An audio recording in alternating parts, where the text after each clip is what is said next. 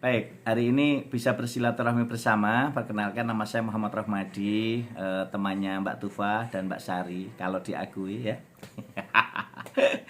Yang pertama, teman-temanku mahasiswa di STKI Negara, saya kira ini menjadi forum yang sangat indah karena kita bisa bersilaturahmi pagi hari ini. Dan saya masih ingat betul apa yang katakan Ustadzah Sari itu, tatkala kita bersilaturahmi, kita akan dapat banyak rezeki, dapat banyak ilmu, dapat banyak teman, dapat banyak saudara. Ya minimal bisa mengembangkan senyum 228 lah, 2 cm ke kiri, 2 cm kanan, dan 8 detik mengembang. Dan itu ya modelnya kayak senyumnya Mbak Tufah itu, senyumnya Mbak Sari, senyumnya teman-teman Mas Syirul dan Mas Arya, dan juga Mbak Sisi dan kawan-kawan semuanya ya. Jadi teman-teman kehebadan luar biasa, pagi hari ini sesuai dengan kegiatan kita, topiknya membangun generasi cerdas dan kreatif dengan literasi. Nah, penting sekali ketika kita bicara masalah literasi, yang sering saya gaungkan, ayo berliterasi dengan Ratu Lisa, rajin menulis dan membaca untuk multi generasi NKRI. Sengaja saya kasih backdrop di belakang saya ini Taman Literasi Arfus Ratu Lisa. Ini kami bangun di Desa Pongsari, Pelupus Sragen. Jadi kami membangun taman baca, ada taman literasi, ada berbagai kegiatan sosial religi yang kami lakukan melalui kegiatan literasi Arfus Ratu Lisa ini, sehingga akan sangat berdampak untuk turut serta membangun negeri meskipun semampu kita sekecil apapun. Kalau Pak Presiden Jokowi membangunnya kan Indonesia secara keseluruhan. Nah, kita harus bisa mengambil bagian meskipun sedikit tapi pelan namun pasti. Minimal seperti pagi hari ini teman-teman BEM FKIP STKIP Negara bersama Bapak Ibu dosen telah turut serta membangun generasi, membangun multi generasi NKRI untuk terus berliterasi, karena ini bagian dari tujuan Presiden untuk membangun SDM yang unggul, kreatif, dan inovatif. Baik, teman-temanku yang hebat dan luar biasa, izinkan saya sedikit berbagi sehingga nanti bisa untuk bahan diskusi kita sejenak ya. Baik, Bapak dan Ibu yang kami hormati, mohon izin, tatkala kita berbicara masalah literasi, tentu tidak bisa dilepaskan dari upaya kita bagaimana kita bisa mewujudkan ini semua. Nah, tentu saja ini menjadi salah satu bagian yang harus kita katakan dan kita lalui bersama-sama. Mbak Tufa, apakah sudah kelihatan layar saya? Sudah ya? Oke, baik. Jadi teman-teman kehebadan luar biasa, kalau kita bicara masalah literasi, sengaja saya ingin katakan ini menjadi salah satu titik temu, salah satu titik tumpu bagaimana kita mewujudkan ini semua menjadi bagian yang tak terpisahkan dari upaya kita untuk merealisasikan berbagai ide dan gagasan. Mengapa demikian? Karena kita sebagai generasi muda tentu harus mampu memiliki kreativitas yang unggul dalam pengembangan literasi kita. Semua insan di dunia ini oleh Tuhan diberikan kompetensi hard skill. Tetapi bagaimana kompetensi soft skill ini bisa kita asah dan kita kembangkan. Oleh karena itu, dalam proses pengembangan ini, saya kebetulan diamanai sebagai Ketua Umum Adopsi, Asosiasi Dosen Bahasa dan Sastra Indonesia. Di seluruh Indonesia, kita terus gaungkan, baik di nasional maupun internasional. Ini cakupan dari berbagai program yang kita canangkan melalui adopsi untuk terus ikut menggerakkan gerakan literasi nasional. Sehingga teman-teman muda kita di BEM Negara ini saya kira akan bisa menjadi bagian penting di negeri ini ketika mau bergerak. Dan apalagi sekarang Mas Menteri selalu menggerakkan semua sayap kan dengan penggerak. Ada sekolah penggerak, kepala sekolah penggerak, guru penggerak, kemudian mahasiswa juga bergerak, semuanya bergerak. Dan di sini merupakan tindak lanjut bagaimana kita membangun kreativitas negeri ini agar nantinya multi generasi NKRI mampu bergerak. Nah, dalam konteks ini saya ingin katakan bahwa multi generasi NKRI semuanya harus ikut. Bagaimana kita ambil bagian dimanapun. Tidak ada lagi saatnya teman-teman ini duduk manis, leha-leha, kongko-kongko, mungkin sesuatu yang tidak jelas ketika teman-teman duduk sampai larut malam tetapi tidak menghasilkan apa-apa. Ini harus mulai diubah. Cara pandang, cara pikir seperti ini harus diubah kepada multi generasi NKRI harus bergerak bersama-sama. Mari kita tunjukkan bahwa multi generasi NKRI ini calon-calon pemimpin masa depan yang mampu memiliki kompetensi hard skill dan soft skill yang tentu saja bisa digerakkan dalam berbagai sisi yang tentu akan memberikan kontribusi untuk NKRI. Nah, teman-teman hebat dan luar biasa, saya selalu mengajak semua multi generasi NKRI untuk membangun nasionalisme melalui bahasa Indonesia. Karena ini penting.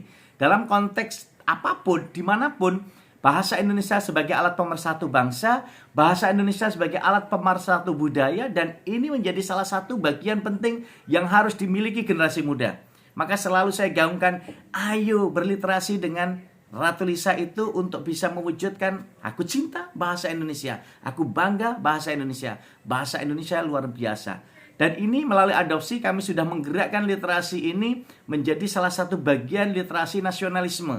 Jadi dalam bagian ini ada membangun nasionalisme melalui budaya dan kewarganegaraan. Ini bagian kita memiliki Indonesia, memiliki NKRI. Mungkin adik-adik yang belum pernah keliling ke 38 provinsi, baru saja kemarin disahkan provinsi terbaru yakni Provinsi Papua Barat Daya menjadi 38 provinsi. Ini bukti bahwa kita sekarang ini memiliki 38 provinsi yang harus dikenal, yang harus dilihat dan harus diketahui oleh multi generasi NKRI. Sehingga kita menggerakkan sayap bahasa Indonesia ini ke seluruh dunia. Nah, teman-temanku yang hebat dan luar biasa, ini melalui kegiatan-kegiatan yang tentu akan menggerakkan sayap kita. Sebagaimana saya tunjukkan dengan kegiatan-kegiatan adopsi yang terus kita semangati, kita tunjukkan dan kita lakukan bersama-sama. Dan konteks ini tentu akan memberikan kontribusi lebih bagaimana kita bisa mewujudkan pola yang ada dalam kehidupan kita. Nah, teman-temanku hebat dan luar biasa, semangat inilah yang harus selalu dimiliki. Muda, kreatif, dan luar biasa. Ini bagian multi generasi NKRI harus memiliki ini. Kenapa saya tagline-nya adopsi dengan muda, kreatif, luar biasa. Ini agar generasi muda kita tetap memiliki semangat.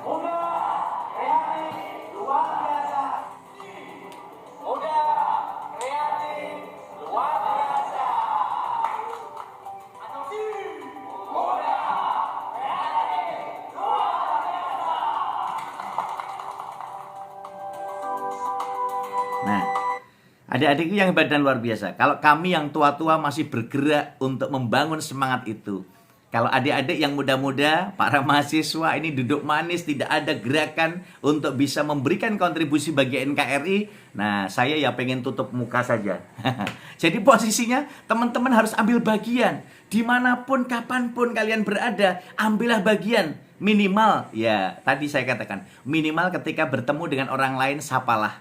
Selamat pagi Mbak Tufa, sehat toh? Ya. Semoga selalu bersemangat seperti senyummu yang selalu menyinari bumi gitu ya. Jadi posisi ini harus kita ambil bagian itu. Teman-teman harus bisa memberikan kontribusi melalui bahasa kita.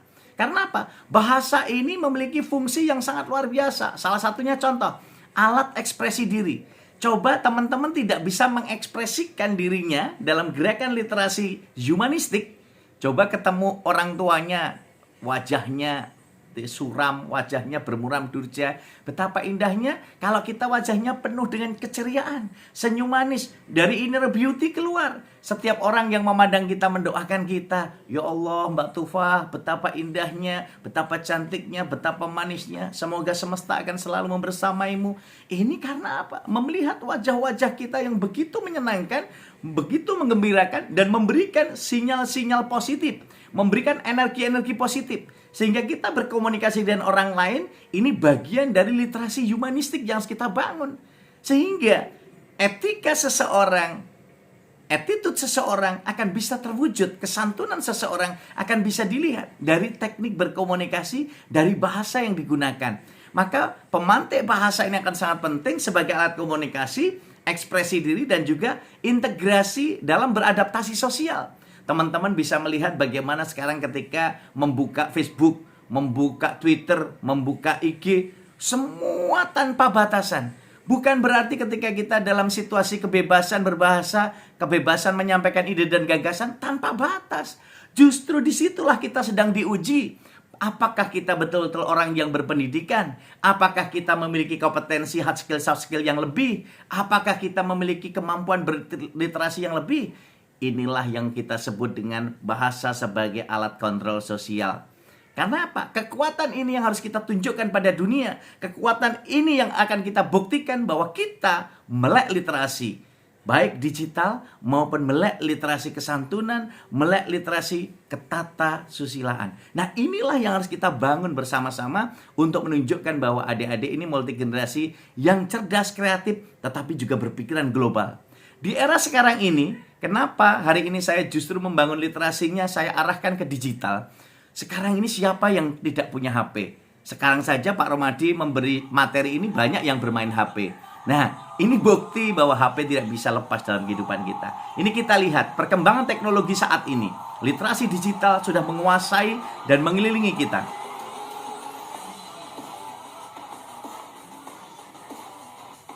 Ini dunia di sekeliling kita. Era 4.0 tidak terelakkan. Era di mana perpaduan inovasi dan kreativitas kian berkembang, bukan hanya sebagai modal hiburan. Sektor ini pun tumbuh menjadi industri yang menjadi bagian kehidupan masyarakat sehari-hari.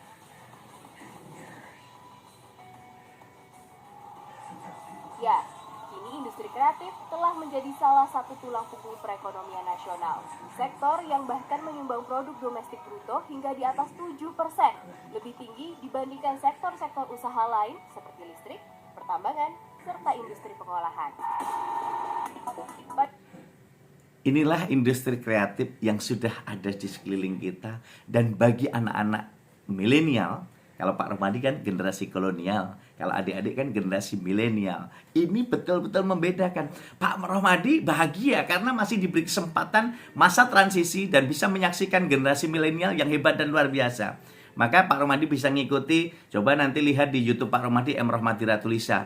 Ini bagian dari Pak Romadi mencoba mengikuti gerakan generasi muda, mengikuti gerakan para mahasiswa Pak Romadi. Tapi kadang mahasiswa-mahasiswa Pak Romadi dan juga teman-teman tidak bisa melihat kesempatan itu. Nah, disinilah letak kondisi kita. Sosial media di sekeliling kita.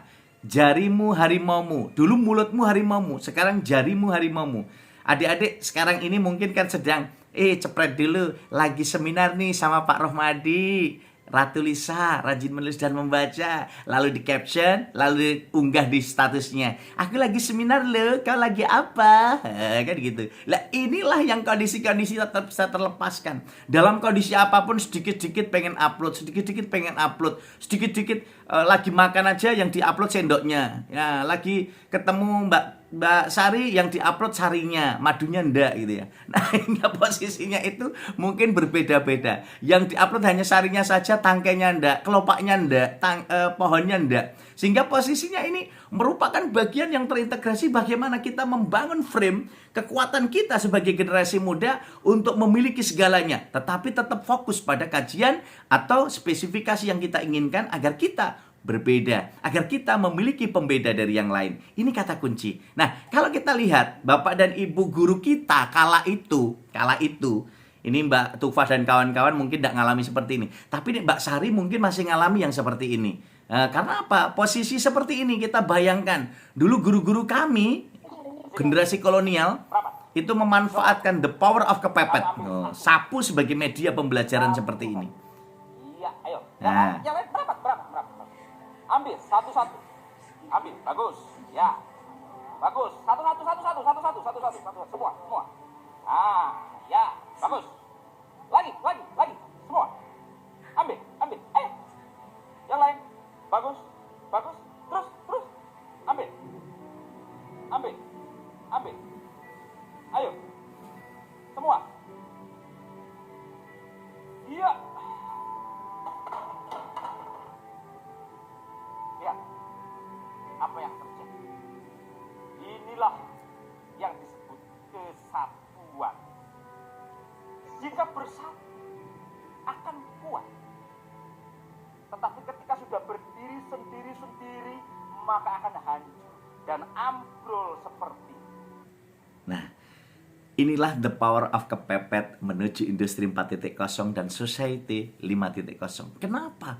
Karena kita bisa melihat para pendahulu kita memanfaatkan segalanya untuk mewujudkan mimpi dan cita-citanya. Maka untuk adik-adikku yang saat ini menjadi multi generasi abad 21, gantungkan cita-citamu setinggi langit. Kalau jatuh masih di atas genting. Dan lihatlah, kalian akan bisa menatap mimpi dan cita-cita itu.